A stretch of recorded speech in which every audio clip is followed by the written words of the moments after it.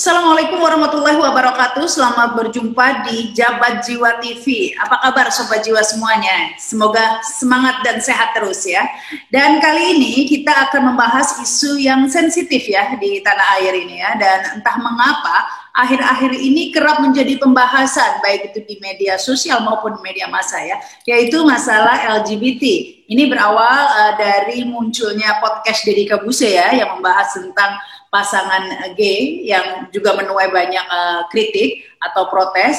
Kemudian disusul juga dengan peristiwa pengibaran bendera LGBT di Kedubes Inggris di Jakarta. Ini juga menuai protes ya, sampai Menlu memanggil Dubes Inggris untuk Indonesia dan memprotes ya karena merasa keberatan meskipun itu dilakukan di wilayah kedaulatan Inggris ya di dalam kedubes di Jakarta, tapi dianggap tidak sensitif, tidak menghormati norma yang berlaku di Indonesia.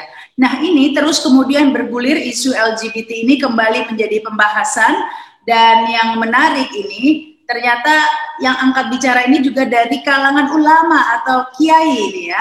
Dan ini saya kutip ini dari Twitter seorang tokoh Nahdlatul Ulama yang dipercaya menjadi Rois Suriah, pengurus cabang istimewa Nahdlatul Ulama di Australia dan Selandia Baru, yaitu Nadir Shah Hussein atau biasa dipanggil Gus Nadir. Nah ini Twitternya saya bacakan ini ya, Twitter ini cukup menuai banyak kritik, ya ini bunyinya: hormati mereka sebagai sesama manusia, setiap manusia membawa ruh suci dari Allah. Sebagai warga negara, mereka juga punya hak dan kewajiban yang sama. Tidak boleh terjadi diskriminasi terhadap siapapun juga. Urusan dosa atau tidak itu urusan mereka dengan Allah.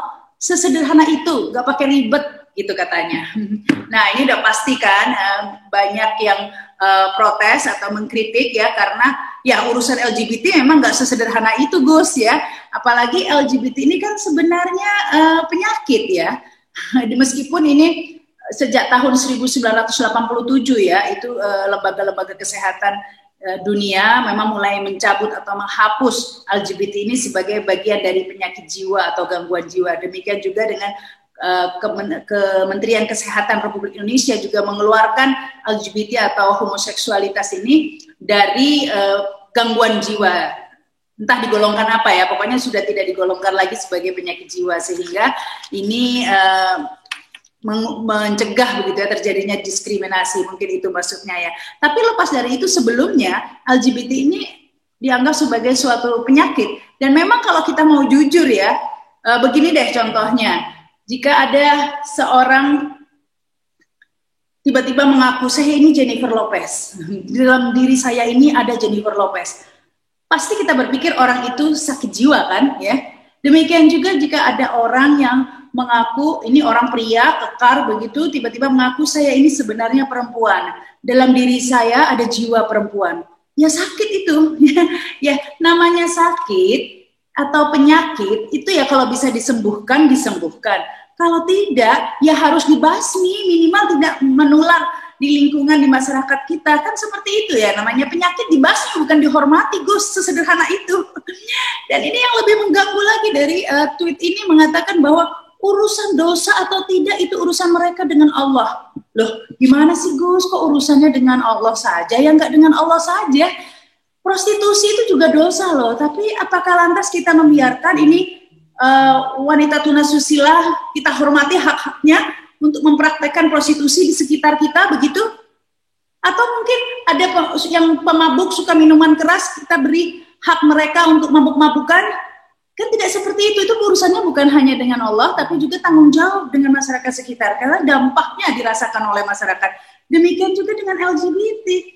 Ya seperti saya sampaikan tadi, penyakit harus dibasmi ya, karena ya kita tidak ingin dong dampaknya pengaruhnya ke masyarakat, ke keluarga kita, seperti itu Bu, sesimpel itu. Karena tidak ingin penyakit pemikiran jiwa ini menular atau mempengaruhi anak-anak kita, keluarga kita. Dan ini bukan hanya penyakit masalah pemikiran jiwa, bukan penyakit jiwa saja, penyakit fisik juga ya, seperti AIDS dan lain-lain banyak ya kita dengar cerita kisah ya seorang perempuan yang tiba-tiba diketahui didiagnosa menderita HIV, ternyata dia baru tahu bahwa suaminya itu seorang gay gitu ya, dan anaknya yang dia susui juga tertular HIV. Nah kalau sudah seperti itu bagaimana? Nah ini yang mungkin nggak dipikirkan ya Gus ya, cuma memikirkan hanya urusan dengan Allah, bahkan disebut roh suci. Ya ini yang saya juga heran. Disebut setiap manusia membawa roh suci dari Allah. Saya nggak ngerti ini dalilnya dari mana ya, ini seorang kiai. Ya yang saya tahu memang bayi dilahirkan secara suci, fitrah ya. Tetapi setelah dewasa kemudian jadi LGBT ya nggak suci lah Gus, itu dosa.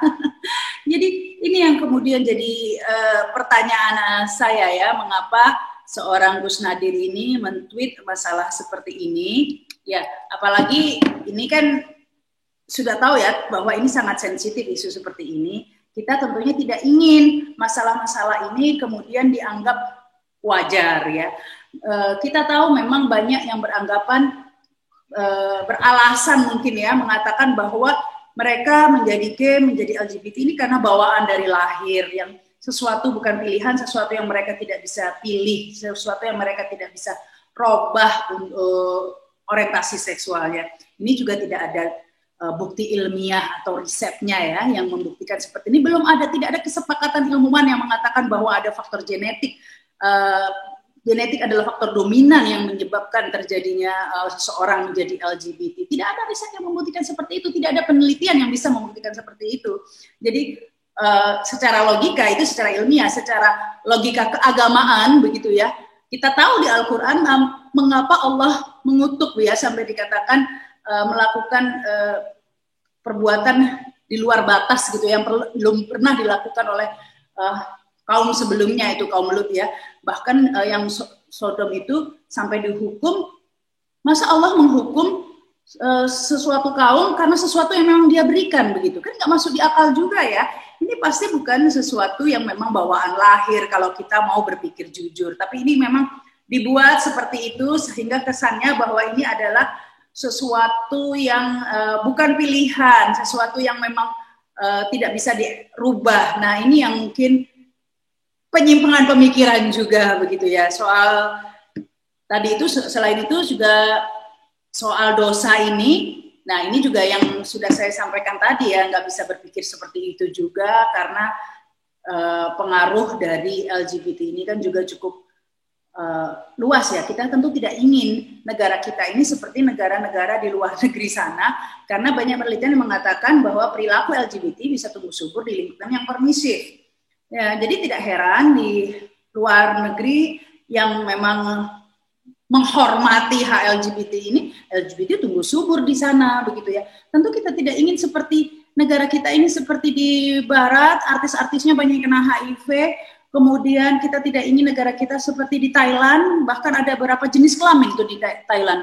Saya pernah baca katanya ada 18 jenis kelamin di Thailand. Luar biasa. Apakah kita ingin Indonesia seperti itu, Gus? Tentu tidak kan ya. Jadi ini sesederhana itu ya Gus ya sebenarnya. Jadi saya ingin membahas masalah ini di Jabat Jiwa TV ini untuk mengingatkan kita ya, karena ini propaganda LGBT ini cukup gencar. Saya mengkhawatirkan akhir-akhir ini seperti cukup gencar dukungannya, bahkan keluar dari kalangan ulama ini ya, tokoh NU, ulama, kiai, begitu dipanggil Gus lagi ya. Kok sekarang akhir-akhir ini jadi seperti ini begitu ya, banyak Gus yang kemudian seperti ini. Ya tentunya kita tidak ingin, karena Indonesia ini adalah negara yang alhamdulillah ya paling alot, paling susah kalau dibawa ke perubahan agenda-agenda barat sana begitu ya. Kita tahu di barat sana itu sekitar tahun 60-an melahirkan anak di luar nikah itu masih aib ya. Dan hanya butuh waktu berapa puluh tahun saja menjadi sesuatu yang wajar di sana. Tapi di Indonesia sampai saat ini pun tetap itu menjadi hal yang tabu dan aib, tidak ada yang menganggap itu wajar, tidak menganggap itu normal, begitu kan. Demikian soal LGBT, dulu juga dianggap aib di sana, tapi kemudian hak-haknya sudah diakui. Dulu didiskriminasi, tapi sekarang di sana sudah diterima, tapi tidak di Indonesia. Indonesia tidak aktif seperti itu, alhamdulillah tidak akan menerima LGBT sepertinya ya. Selamanya mudah-mudahan, dan demikian juga negara-negara Islam lainnya. Semoga tetap alot begitu ya, tidak ikut arus terbawa oleh agenda-agenda seperti itu. Dan sampai detik ini saya juga percaya bahwa LGBT itu bukan genetika, bukan bawaan lahir seperti itu, karena saya punya teman ya yang kembar identik, salah satunya itu LGBT, tapi satunya tidak begitu. Padahal dia anak kembar persis begitu, dan banyak lagi lah. Dan memang tadi sudah saya sampaikan bahwa secara ilmiah tidak terbukti ya dalil yang mengatakan bahwa LGBT itu adalah bawaan lahir. Jadi begini, kalau kita terlahir mungkin tinggi, badan kita tinggi atau pendek gitu, memang itu sesuatu yang tidak bisa kita rubah gitu ya. Tapi kalau LGBT menurut saya ini ya orientasi yang pilihan sebenarnya bisa dirubah ya. Tetapi ya tadi itu karena sudah terpercaya diri bahwa dirinya adalah Jennifer Lopez tadi itu ya, sehingga ini yang mempengaruhi pemikiran ini, sehingga menganggap ini tidak bisa dirubah. Itulah yang ingin saya sampaikan, agar pemikiran-pemikiran semacam itu tidak semakin tumbuh subur begitu ya. Karena anak-anak kita ini kan sudah begitu banyak terekspos dengan internet ya. Kita tahu bagaimana propaganda LGBT di internet ini begitu pesatnya. Kalau mengkritisi itu biasanya wah gampang banget di take down ya. Nah, ini tentunya yang perlu kita bentengi ya di anak-anak kita, keluarga kita, agar anggapan itu tidak akan pernah menjadi sesuatu yang wajar, tidak akan pernah sesuatu yang normal. Itu tetap merupakan penyimpangan, dan penyakit itu harus dibasmi.